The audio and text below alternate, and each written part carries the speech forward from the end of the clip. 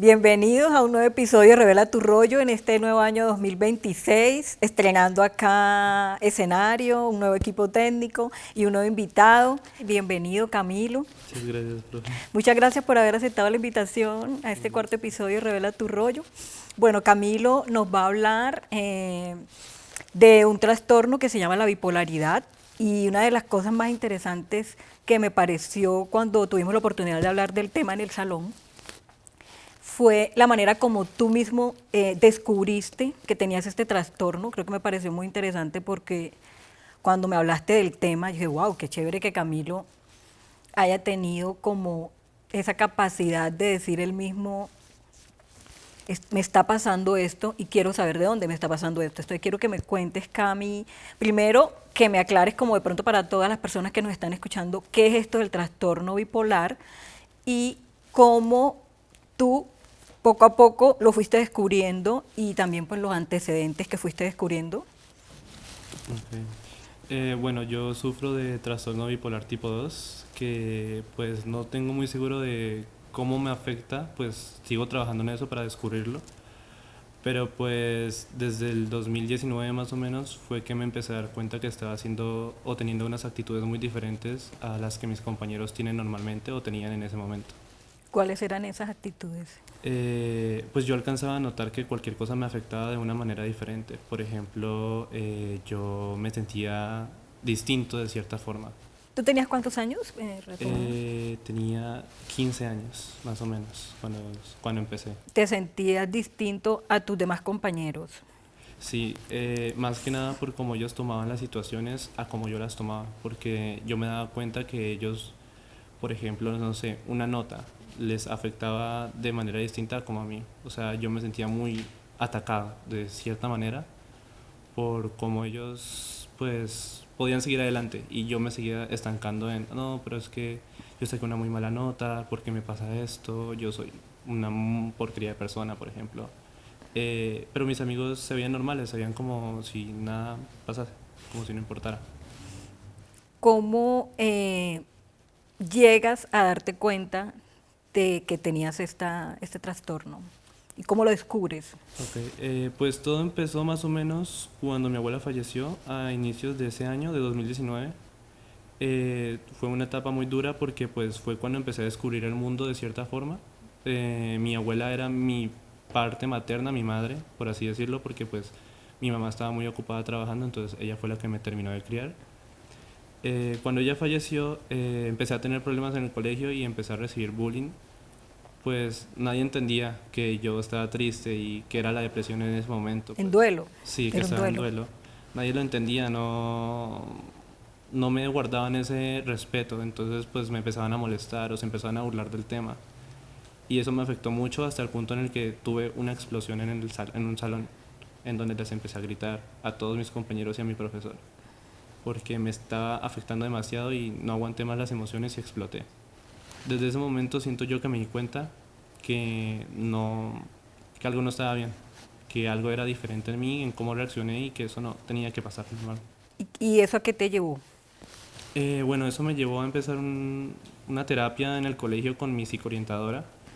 Ella empezó a guiarme y pues a ayudarme a identificar ciertas emociones, pero pues fue algo que a largo plazo pues terminó siendo olvidado. O sea, después de 2019 ya eso no importaba, pues empezó pandemia en 2020, entonces pues ahí quedó como pausado. Ya después en pandemia sentí que todo estaba empeorando más, pues el encierro, esa insolación me estaba haciendo como peor y pues le pedí a mi mamá ayuda psicológica, que me ayudara con alguien, que me consiguiera alguien porque no me estaba sintiendo bien. Tú me habías comentado que habías hecho una serie de descubrimientos o investigaciones sobre la enfermedad, que tú mismo de tu cuenta habías hecho esa investigación. Cuéntame un poco más de eso. Yo tenía un diario. En ese diario yo estaba anotando muy constantemente qué cosas me estaban pasando. Era como un proyecto personal en donde yo escribía, hoy reaccioné mal por esto, hoy reaccioné mal porque mi mamá no me abrazó, hoy me sentí mal porque no me saludaron, o hoy me sentí mal porque mi profesor no me dijo buenos días cuando siempre lo hace. Empecé a notar ese tipo de reacciones y a como encarpetarlas en cierta forma, como agruparlas en ciertos nodos de cosas. Y empecé a buscar por mi propia cuenta en muchas páginas sobre cómo eso que yo estaba sintiendo se acoplaba a algo porque quería entender qué estaba pasando. Y pues terminé llegando a este lado de los trastornos mentales y terminé llegando a la bipolaridad. Empecé a investigar mucho, empecé a sentirme muy identificado con un montón de cosas y pues ahí fue cuando le dije a mi mamá, algo me está pasando, ma, por favor, en serio necesito ayuda psicológica porque pues hasta ese momento me la estaba negando porque pues decía que era que no estaba pasando nada, que pues simplemente pensara positivo, que todo iba a estar bien. Pero pues ya cuando me di cuenta que había una base sólida de algo, pues empecé a insistir más. O se lo achacaban al duelo también, ¿no? Sí, también. ¿Y te brindan la ayuda que necesitas en ese momento? Eh, por un tiempo me empezó a atender un psicólogo en mi casa, pero no se sentía bien, no, se sentía como que todos me estaban condicionando a que tenía que ser con mi abuela. Todo estaba relacionado con ella de cierta forma.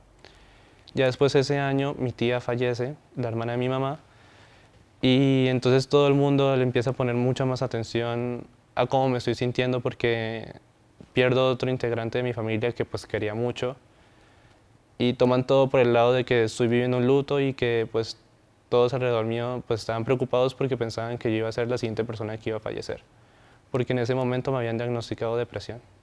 O sea, no te diagnosticaban todavía la bipolaridad en sí. No, Me dijiste también que habías investigado unos antecedentes familiares sobre el tema.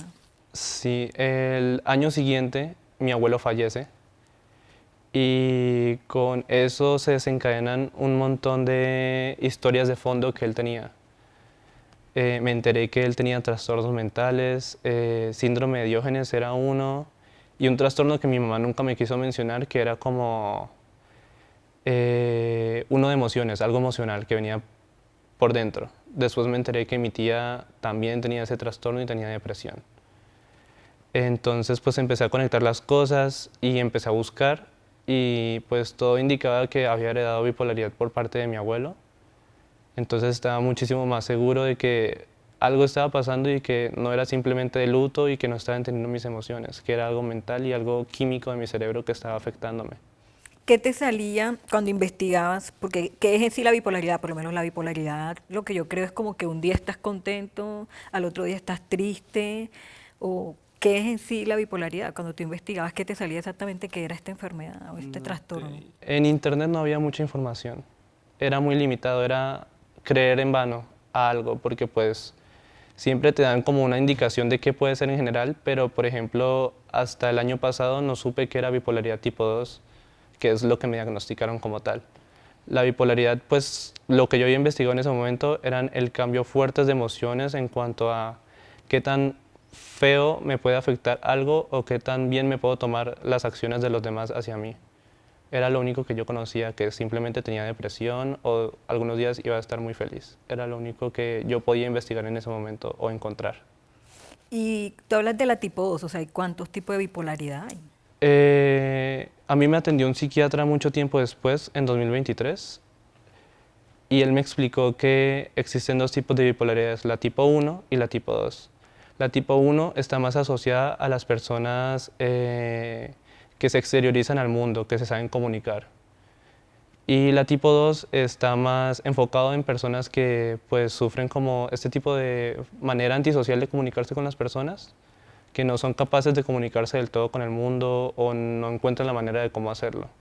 ¿Tiene un tratamiento ya este trastorno? De momento sí, pues por como me habían estado tratando, pues se tratan con ciertos tipos de medicinas. Dependiendo de la persona y de que otras cosas vengan de fondo, pues le van medicando cosas distintas. A ti te lo medicaron hasta el año pasado, me dices, A mí me lo medicaron en 2023, fue. 2023. Sí. Cuando descubres que ya habías antecedente familiar, que te diste cuenta de todos los acontecimientos que habían pasado con tu abuelo, tu mamá me dijiste también, Mi tía tu también. tía y tu mamá. ¿Tu familia lo negaba, o sea, lo mantenía oculto y tú los confrontaste, les dijiste, o cómo fue tu reacción frente a esa situación? Fue un momento muy difícil porque cuando estaba yo descubriendo todo esto, al mismo tiempo pues estaba lidiando con la escuela, con mis compañeros, no tenía muchos amigos en ese momento. Eh, Nunca pude confrontar a mi mamá o a algún familiar sobre por qué no me estaban diciendo qué estaba pasando, porque todo escaló muy rápido. Yo sufrí algo que es conocido como ataques psicóticos, en donde pues prácticamente hay una línea en donde llega a ser esquizofrenia o no, y yo estaba en ese borde, en donde podía haber desarrollado ciertos tipos de trastornos mentales distintos. Y pues todo se puso muy denso en 2023. Ya estaba a punto de graduarme y empezó a ser mucho más fuerte todos estos pensamientos que me estaban abrumando. Yo tenía muy claro que en 2023 pues me iba a quitar la vida, pero gracias a mucha ayuda y mucho tratamiento psicológico, pues pude avanzar en eso y en 2023 tuve una recaída en donde me tuvieron que internar en diciembre en un hospital psiquiátrico. ¿De dónde viene esa ayuda que te saca de ese fondo? Esa ayuda viene de un profesor. ¿De secundaria? Sí, era un profesor de física. Él me aconsejaba, él hablaba conmigo. Mi primer ataque de ansiedad, él fue el que me atendió y fue el que obligó de cierta forma a que mi mamá me diera un tratamiento psicológico, que pagara, que buscara qué estaba pasando, que yo no estaba bien. ¿Has buscado que tu familia también reciba esa ayuda o acepten esos trastornos que los han venido acompañando? Es muy difícil porque uno no cree que uno tiene eso, uno quiere negarlo y pues yo también lo negaba en cierto punto. Entonces, buscar ayuda psicológica en mi familia siempre ha sido algo que no es una opción. Yo fui como prácticamente uno de los primeros que en serio quiso estar bien y romper como ese tipo de círculo porque me quería sentir mejor. No estaba pasándola nada bien. Y Cami, ¿cómo te ha ayudado la carrera? El programa de artes audiovisuales o los estudiantes, los mismos profesores. yo empecé a estudiar artes por el mismo hecho de mi profesor de física, porque él me enseñó muchas cosas. Me metió esta idea en la cabeza de que a veces el arte se puede expresar de forma científica o forma correcta, así sea ficción. Y me ha ayudado demasiado. De hecho, he estado muchísimo mejor, sé manejar mis emociones o sé expresarlas de otra forma que nunca podría haber hecho con palabras. No sé, la carrera siempre ha sido algo que me ha ayudado demasiado. Ahora en este momento que ya tienes diagnosticada la enfermedad, ¿sientes que sí ya puedes controlar más tus sentimientos y tus emociones? Sí me han enseñado un montón sobre cómo reaccionar a las cosas, cómo darme cuenta de cuándo tengo que reaccionar o cómo debo reaccionar. Me han enseñado a pedir perdón por reaccionar mal, así yo sea el afectado, porque pues de todas formas es un proceso en donde no solamente tú eres el que está afectado, sino que los que están alrededor tuyo también se afectan de cierta forma por tus acciones. ¿Qué mensaje le querrías dar como a alguien que esté pasando por esto y no sepa qué le está pasando? ¿Cómo descubre esta persona esto? ¿Cómo lo enfrenta?